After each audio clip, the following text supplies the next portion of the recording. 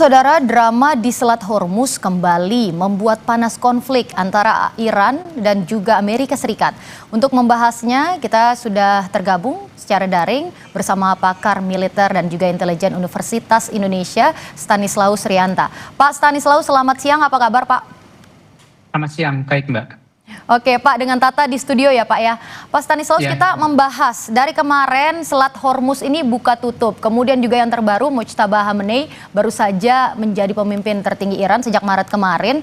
Setelah ayahnya gugur, pernyataan pertamanya yang tegas soal kekalahan telak ini muncul persis nih Pak saat Hormuz ditutup lagi. Menurut Anda ini apakah merupakan sinyal perubahan gaya kepemimpinan atau sekedar kelanjutan doktrin dari ayahnya? Ya, saya kira kalau perubahan gaya kepemimpinan tidak, karena ini sama-sama satu ideologi, satu doktrin ya. Ini saya kira adalah strategi saja untuk menghadapi Amerika yang labil ini, jadi perlu dihadapi juga dengan strategi yang tidak terkesan membuka kerentanan sehingga Amerika bisa main-main lagi. Kalau saya melihat bahwa ini kan sebenarnya memang Iran cukup unggul di Selat Hormuz ya. Amerika belum bisa masuk sampai jauh ke dalam. Amerika masih berada di depan Selat Hormuz di bawah pangkalan di dekat di markasnya di Oman kalau nggak salah itu di pangkalan militernya. Tapi ini buka tutup ini kan yang Amerika menutup supaya tidak bisa masuk, sementara Iran kan tidak bisa mengeluarkan. Jadi ini beda sisi. Nah, kalau saya melihat bahwa ketika nanti benar-benar terjadi serangan Amerika ke Selat Hormuz ini justru malah keunggulan bagi Iran karena Iran sudah menguasai ini. Sebenarnya Iran sudah menyiapkan semacam killing ground di Selat Hormuz tersebut. Jadi kalau misalnya Amerika nekat akan terjadi seperti itu. Makanya kan sebenarnya Amerika ini kan tarik ulur nih, mau buka tutup dan terakhir kan lihatnya malah membuka untuk kapalnya Cina ini kan sebenarnya kan ini menunjukkan bahwa Amerika nggak konsisten dengan strategi mereka atau terbaca. Sementara Amerika ini tidak bisa membaca strateginya Iran. Iran ini salah satu negara yang militer dan intelijennya itu tidak bisa dibaca, termasuk senjata-senjatanya, pangkalannya itu sulit sekali untuk dibaca. Jadi kalau misalnya kita berperang dalam hukum perang, ketika kita tidak bisa mengenali kekuatan lawan, itu tandanya susah untuk menang. Jadi syarat untuk menang itu kan kenali lawan, kenali musuhmu. Nah kalau misalnya itu tidak bisa dilakukan, maka sangat sulit menang. Dan ini sekarang terjadi pada Amerika. Oke, Pak Stanislaus, kita juga kalau misalnya mau melihat bagaimana posisi antara keduanya, antara Iran dan juga Amerika Serikat begitu. Kalau misalnya kita lihat, mungkin Iran ini lebih gayanya polanya lebih ke asimetris. Tapi kalau misalnya dari Amerika Serikat sendiri ini posisinya seperti apa, Pak? Ya, tentu Amerika akan mengunggulkan atau mendorong alutsistanya. Dia memang mempunyai alutsista yang sangat maju. Jadi di dalam global air power Amerika nomor 1 di dunia. Kekuatan militer Amerika, alutsista dan pasukannya itu memang paling unggul di dunia. Tapi dalam suatu perang itu belum jaminan bahwa negara yang mempunyai kekuatan militer paling tinggi, besar seperti Amerika, pasukan yang banyak, senjata yang lengkap, itu belum tentu menang. Kita lihat bahwa Amerika dulu di Vietnam, kemudian di Irak itu kan juga pernah mengalami melakukan pendudukan, kemudian juga di Afghanistan. Tapi tidak semudah itu berperang hanya dengan mengandalkan senjata atau dengan pasukan yang banyak. Iran itu mempunyai kemampuan untuk perang asimetris dengan sangat jago menurut saya, karena dia bisa memanfaatkan komponen-komponen yang tidak dimiliki Iran, termasuk Selat Hormuz. Kemudian Iran juga mempunyai ideologi. Jadi masyarakatnya satu ideologi dengan pemimpinnya sehingga mereka bersatu padu kompak menghadapi ini. Sementara Amerika tidak memiliki ini. Mereka memiliki senjata, mereka memiliki pasukan. Tapi kita lihat beberapa minggu yang lalu pemimpin militer mereka mundur, bahkan diganti. Sementara Kongres kemudian juga kelompok politik di Amerika tidak 100% sepakat untuk perang ini. Bahkan ada yang menyebut bahwa ini perangnya Trump bukan perangnya Amerika. Bahkan ada yang sudah meminta untuk kapan ini selesai. Jadi plus minus sebenarnya Iran unggul dalam asimetris dan dia menang medan, sementara Amerika unggul dalam persenjataan dan jumlah pasukan. Tetapi perang ada di Iran sehingga Iran menguasai wilayah dan ini salah satu poin penting dalam sebuah perang. Oke, Pak Stanislaus, kita juga kembali tadi ke pernyataan Mojtaba Khamenei. Pernyataan ini tuh disampaikan melalui telegram dan dibacakan di media televisi negara. Apakah ini merupakan cara baru Iran berkomunikasi di era perang informasi atau memang ada pesan khusus, Pak, kalau Anda melihat untuk IRGC yang menguasai angkatan laut? Iya, pasti ada pesan khusus juga yang disampaikan. Tapi Pesan khusus itu tentu menyampaikannya tidak secara terbuka. Pesan khusus pasti mereka mempunyai kanal-kanal sendiri, apalagi jika ini terkait dengan taktik strategi akan disampaikan di balik layar secara undercover atau secara rahasia dengan sandi bahkan supaya tidak terbaca oleh lawan. Jadi bisa jadi sinyal yang disampaikan tadi itu sebenarnya adalah propaganda. Perang itu kan tidak hanya perang senjata, tapi juga perang uras sara dan propaganda. Amerika menggunakan itu dengan melakukan ancaman-ancaman dan tekanan. Sementara Iran juga menggunakan itu dengan propaganda-propaganda mereka. Dan mereka saat ini terbukti sebenarnya dalam perang propaganda ini, Iran cukup kuat juga ketika dalam ancaman-ancaman Amerika, mereka tidak pernah sekalipun merasa akan mundur atau akan kalah. Sementara Trump berkali-kali mengatakan bahwa perang akan selesai. Dia aja sempat mengatakan bahwa dalam beberapa minggu lagi akan selesai, dia akan mengakhiri perang. Tapi Iran tidak pernah seperti itu. Bahkan dia mengatakan siap untuk menghadapi Amerika. Jadi saya kira dalam perang uras sara propaganda ini Iran lebih unggul, terutama di dalam meyakinkan kepada masyarakatnya untuk menghadapi perang ini. Mereka kompak dalam menghadapi ini. Oke, kalau misalnya propaganda mungkin Iran jauh lebih unggul, tapi Angkatan Laut Iran IRGC ini kan juga dikenal yang tadi seperti Bapak katakan juga dikenal kuat di asimetrisnya warfare-nya seperti kapal cepat, ranjau, drone dan juga rudal anti kapal. Tapi seberapa realistis Pak klaim mereka kekalahan telak terhadap armada Amerika Serikat yang sekarang sudah memasuki alutsista mereka juga seperti USS Gerald Ford ke Laut Merah, kemudian juga ada yang lainnya untuk memimpin blokade ini Pak? Ya, kapal induk Amerika kan tidak bisa masuk ke Selat Hormuz ya, karena memang ada keterbatasan ukuran dan jarak. Jadi mereka ada di Laut Merah, tetapi itu akan mendekatkan dengan lokasi perang. Nah, sebenarnya kalau kita melihat bahwa ketika Amerika benar-benar ingin perang dengan Iran, mereka kan sebenarnya punya armada udara yang sangat bagus. Kekuatan udara mereka bagus. Mereka punya pesawat tempur. Kenapa tidak dalam bulan-bulan pertama itu mereka lakukan untuk menggempur Iran itu? Tapi kan tidak terjadi.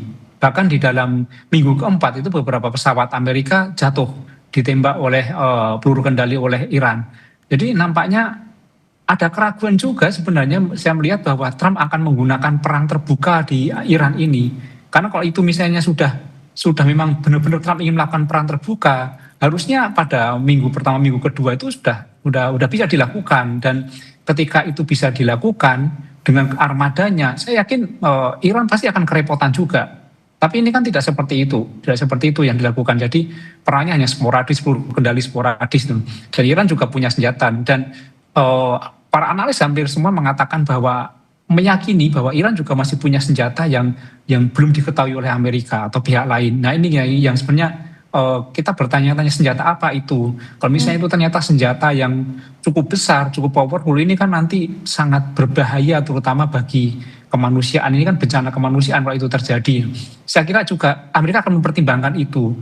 Pasti di balik layar, di balik permukaan seperti ini, mereka melakukan komunikasi juga atau propaganda atau saling mengancam. Misalnya, jika Amerika melakukan serangan udara, mungkin dia juga bisa menggunakan senjata-senjata mereka yang belum diketahui. Misalnya seperti ini. Tapi saya yakin itu terjadi, sehingga terjadi tarik ulur. Nah, di tengah tarik ulur ini sebenarnya ada komunikasi-komunikasi untuk menuju perundingan. Saya meyakini bahwa kedua belah pihak ini ada komunikasi, sehingga nanti ketika perundingan kedua ini sebenarnya tinggal final saja. Tapi memang tentu tidak ada satu pihak pun yang ingin kehilangan muka. Jadi mereka ingin bahwa ketika perundingan itu bukan dianggap sebagai kekalahan salah satu pihak. Termasuk ketika perang ini berakhir. Jadi ketika perang berakhir ini diharapkan bahwa mereka sama-sama tegak untuk mengakhiri perang. Bukan kalah, karena itu yang mereka hindari. Jadi provokasi, ancaman saling mengancam ini pasti akan dilakukan sampai nanti perang selesai. Oke, tapi dalam 24 jam terakhir ini juga Pak, IRGC menembaki beberapa tanker gitu termasuk kapal India dan juga Prancis. Apakah ini bagian dari strategi defensif ofensif atau sudah mendekati threshold konfrontasi langsung dengan kapal perang Amerika Serikat, Pak? Ya, ini kan ingin menunjukkan eksistensi mereka bahwa mereka siap untuk berperang dan ingin memberikan peringatan juga kepada pihak-pihak lain yang terkesan mungkin akan di balik Amerika. Makanya IRGC kan memberikan peringatan, jangan ikut-ikut atau silakan minggir, ini menjadi killing ground. Itu sebenarnya kan pesan. Saya meyakini bahwa ketika nanti mereka turun tangan itu akan sangat sangat berbahaya sebenarnya. Itu masih seperti latihan saja sebenarnya, sambil uji coba saja ketika menembakin itu. Bahkan beberapa hari lalu kan Iran menyatakan mereka sedang melakukan latihan di Selat Hormuz.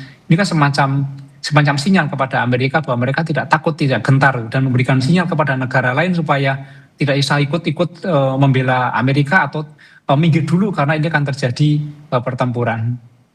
Oke, Pak, yang juga menarik dari perspektif Anda, intelijen militer, pernyataan Mujtaba yang tadi dikatakan itu lebih sebagai bluffing untuk menaikkan leverage negosiasi, atau mungkin memang ini benar-benar sinyal nyata bahwa Iran tuh siap untuk eskalasi besar-besaran jika gencatan senjata memang berakhir di 22 April nanti, Pak?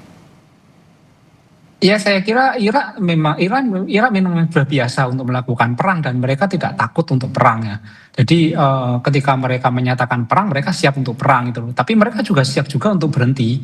Mereka kan menyatakan selama mereka tidak diganggu, mereka akan berhenti gitu. Dan ini saya kira sudah melenceng jauh dari ketika pertama kali Amerika melakukan serangan, bahwa Amerika melakukan serangan karena isunya isu nuklir. Tapi kan sekarang kan merembet kemana-mana, akhirnya Selat Hormuz. Ini kan sebenarnya strategi Iran untuk memainkan perang asimetris. Iran bersikukuh sebenarnya soal nuklir ini, karena kalau Iran tidak punya nuklir, dia akan menjadi mudah sekali untuk diserang oleh negara lain. Itu kan sebenarnya semacam sebagai kartu truf. Jangan serang kami punya ini. Itu kan sebagai kekuatan Iran sebenarnya. Kalau itu nanti dilucuti oleh Amerika, maka dengan mudah sekali Iran akan diserang oleh pihak lain. Saya yakin Iran tidak akan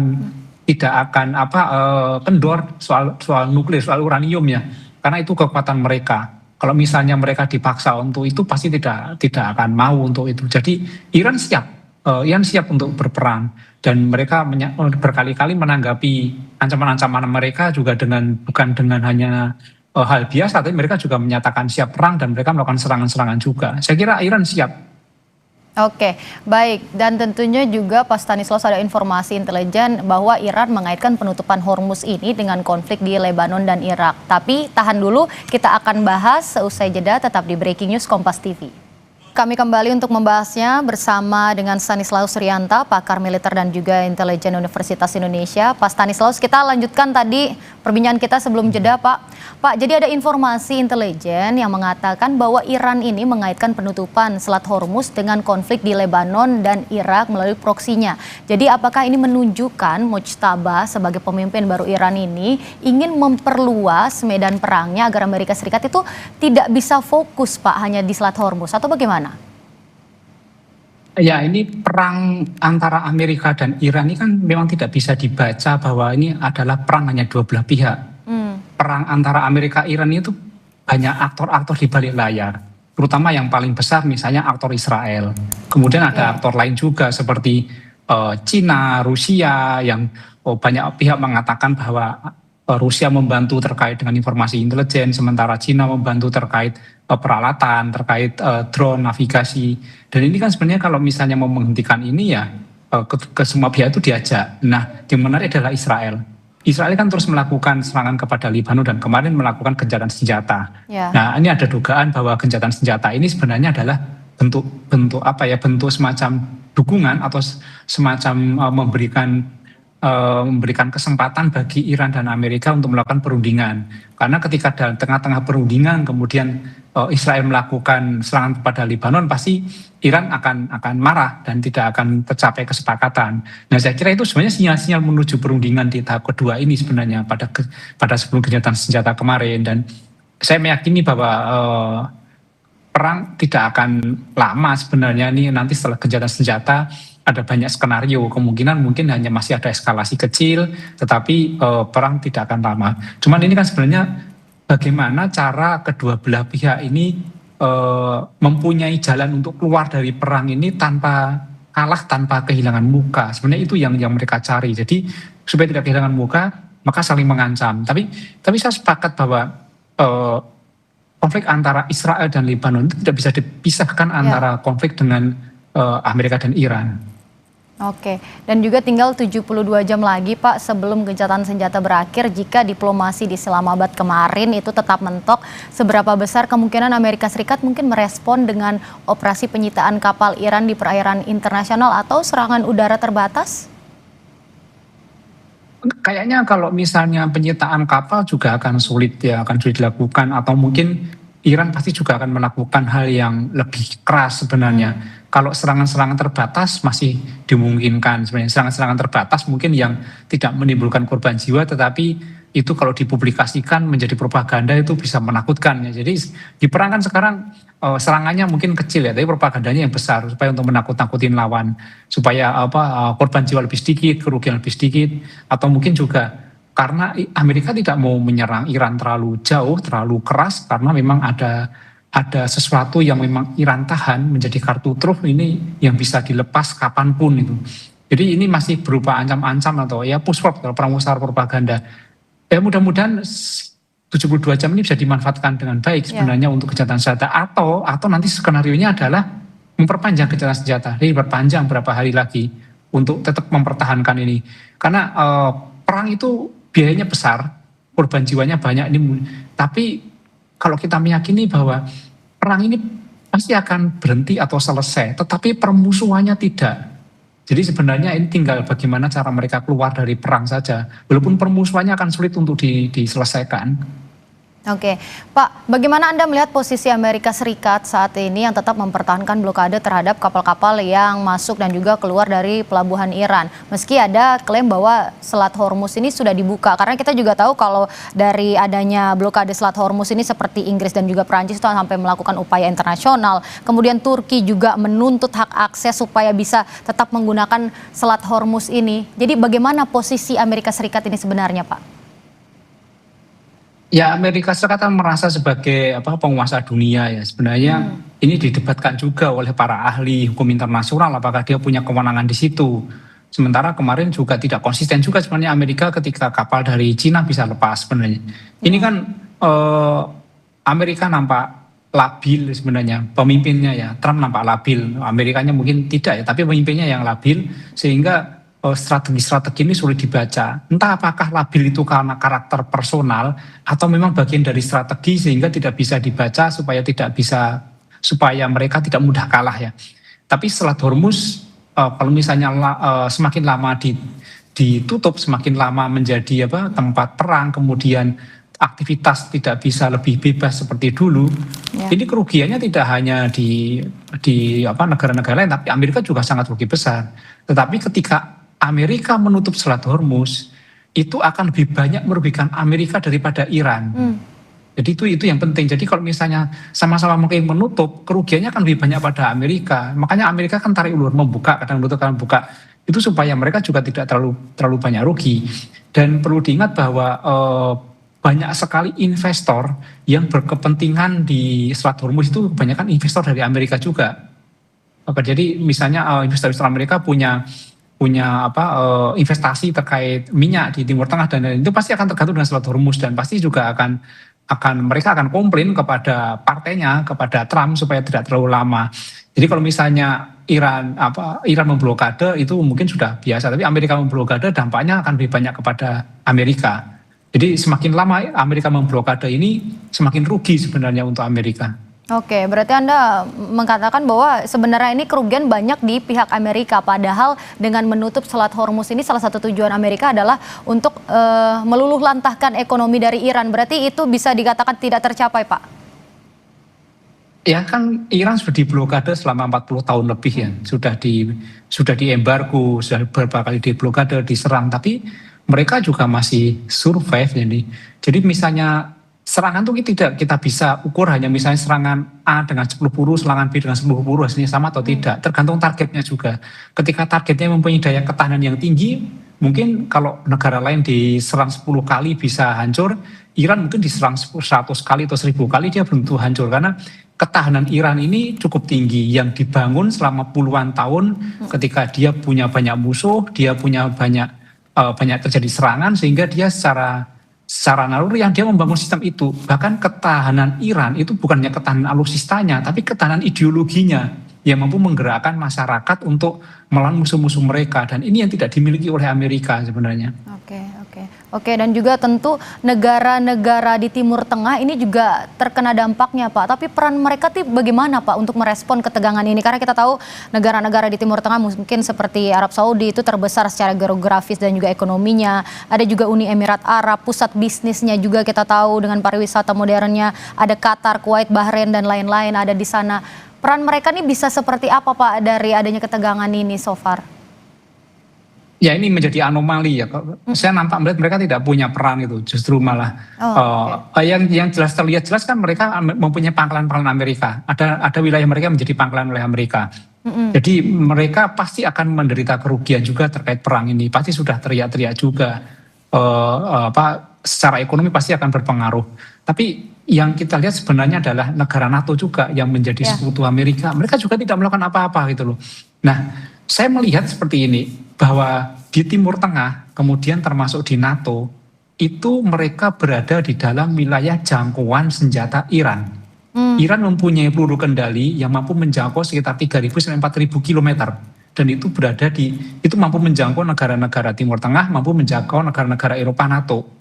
Jadi ketika mereka nanti ikut membela Amerika, Iran bisa saja melepaskan senjata ini, meluncurkan senjata ini, dan pasti akan berdampak buruk bagi negara-negara yang membela. Makanya kita lihat bahwa akhirnya Amerika tidak ada yang melakukan pembelaan secara terbuka, secara terang-terangan akan membela Amerika, kecuali Israel ya. Kecuali Israel itu tidak ada.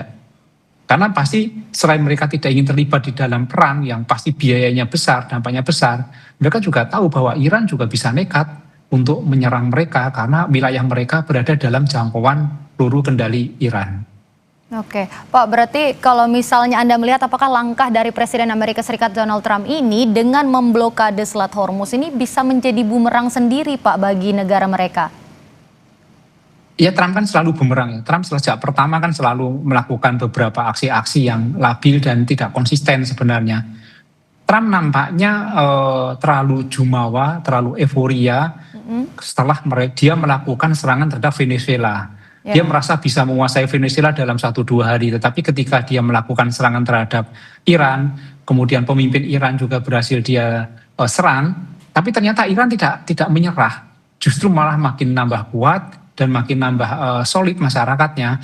Ini kan karena ada kekuatan ideologi.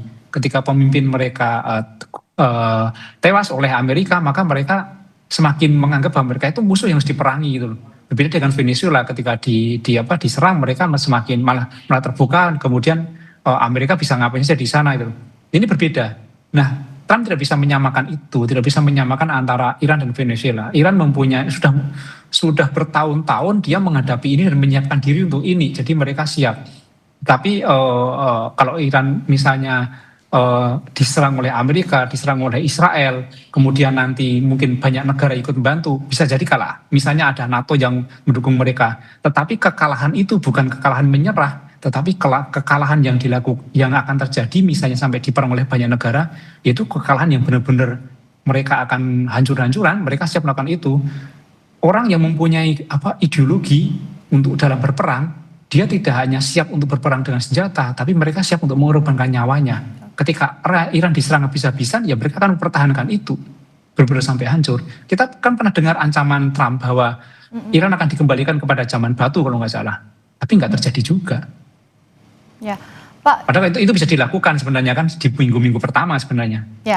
Ya, Pak Stanislaus juga tadi Anda mengatakan kalau misalnya sekutu Amerika Serikat dan juga negara-negara NATO itu seperti enggan juga untuk ikut membantu Amerika Serikat. Termasuk yang di Asia kita tahu ada Jepang dan juga Korea Selatan juga tentu tidak setuju dengan kondisi yang saat ini.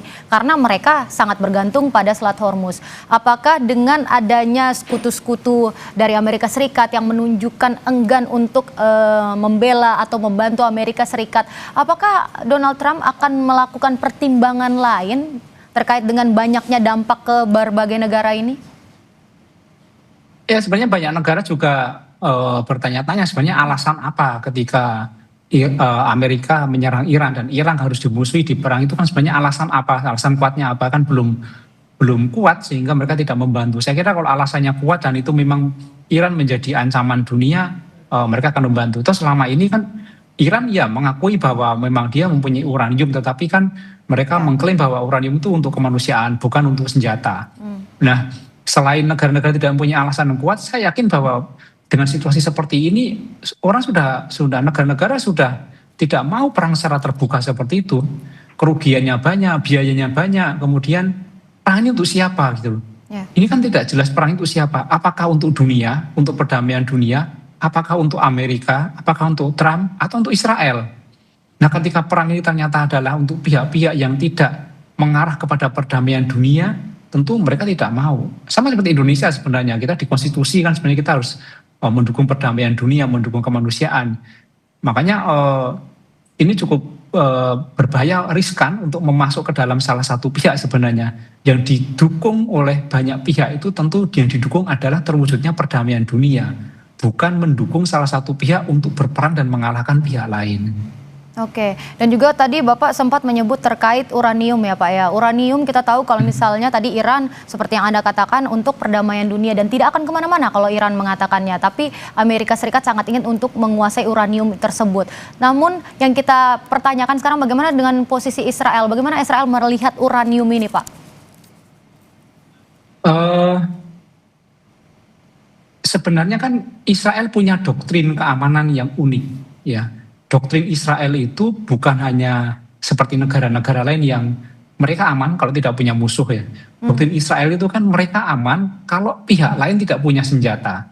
Makanya dia kan di balik layar ini kan beberapa informasi mengatakan bahwa sebenarnya di balik perang ini kan adalah Israel yang mendorong Amerika untuk menyerang Iran supaya nuklir Iran atau uranium Iran itu menjadi lumpuh.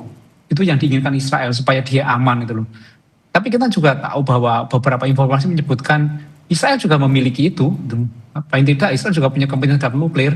Tapi apakah Amerika memperlakukan hal yang sama kan tidak itu loh. Jadi sebenarnya kalau soal nuklir yang terancam itu sebenarnya bukan dunia, bukan Amerika, tetapi ini sebenarnya kan Israel. Kalau Israel lah kemudian yang mendorong Amerika untuk melakukan itu. Oke, berarti Anda melihat mungkin apakah Israel mempunyai strategi tersendiri terkait dengan uranium ini, Pak?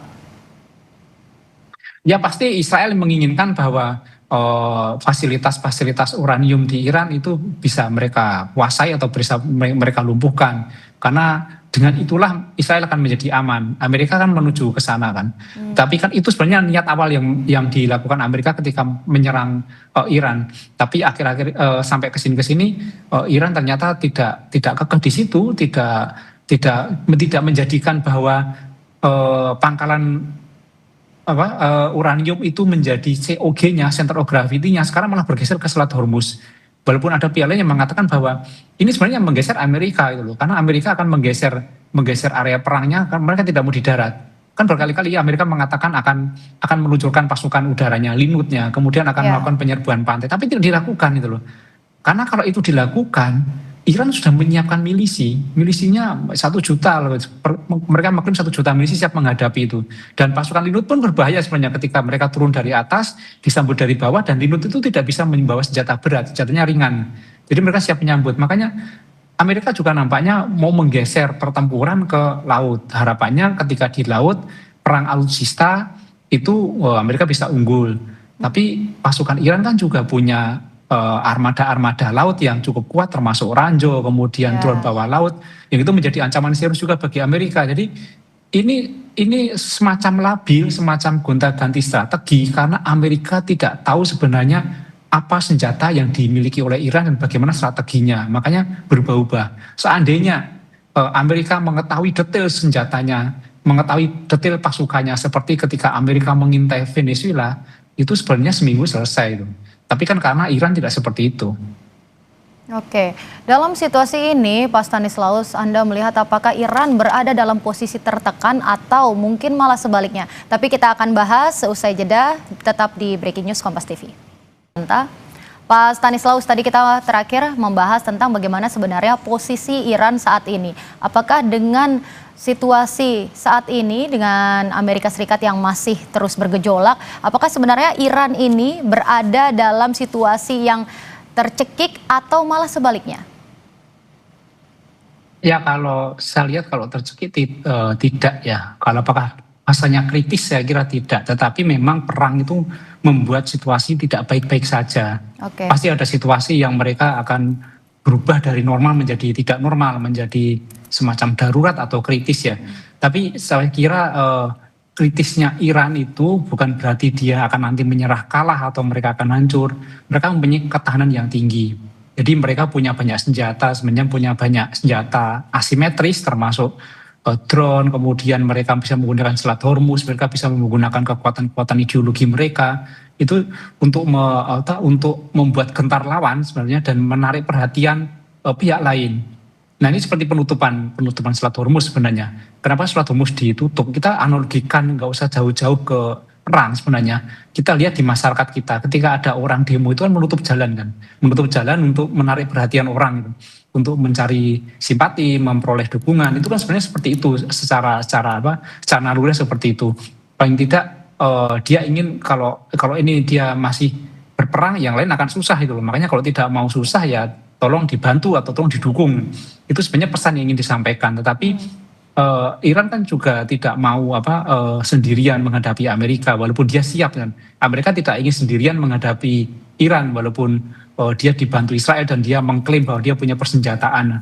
Tapi saling memblokade ini sebenarnya tidak baik, dampaknya ke seluruh dunia. Makanya dorongan-dorongan dari Turki, kemudian dorongan dari Eropa untuk membuka Selat Hormuz itu adalah dorongan terbaik. Tapi bukan bukanya Selat Hormuz, sebenarnya yang paling penting didorong adalah antara Amerika dan Iran itu harusnya jedanya kalau bisa diperpanjang atau permanen sebenarnya.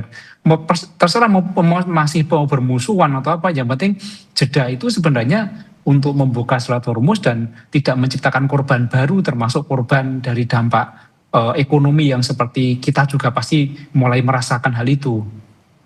Oke, Pak Stanislaus, tentu kita tidak ingin kalau misalnya perang ini terus berkelanjutan dan memberikan dampak buruk bagi berbagai negara dan juga berbagai pihak. Terima kasih atas penjelasan Anda, Stanislaus Rianta, pakar militer dan juga intelijen Universitas Indonesia. Salam sehat selalu, Pak. Terima kasih, Mbak.